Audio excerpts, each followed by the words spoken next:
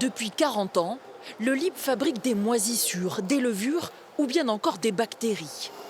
Dans leurs nouveaux locaux, l'atmosphère serait plus stérile que celle d'un bloc opératoire.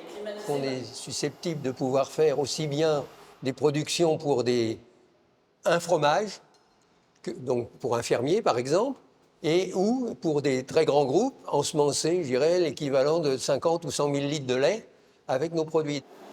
Actifs sur la texture, la couleur, la croûte, sans ces ferments, impossible de produire du fromage.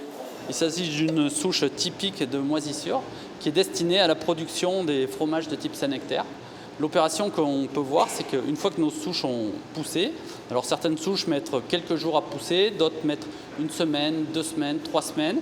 On vient récolter la surface de nos souches en réalisant une opération de raclage.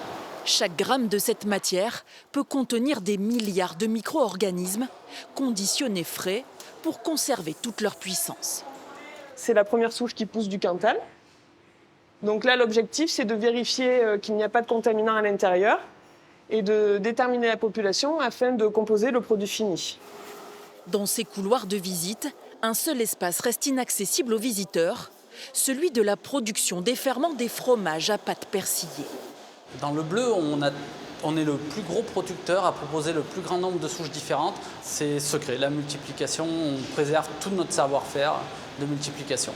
Parce qu'il y a un risque.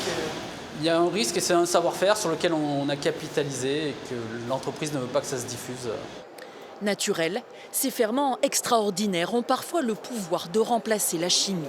Cette souche, par exemple, qui est l'arthrobactère, qu'on appelle l'arthro-MO chez nous, ça sert à apporter la coloration orangée naturellement à la surface des raclettes. Elle a servi à remplacer un produit chimique qui n'était pas naturel dans l'utilisation de la production des fromages. Voilà, c'est ça. Et aujourd'hui, mine de rien, c'est une des plus belles réussites de notre service R&D, car c'est une des souches les plus vendues à la SAS LIB.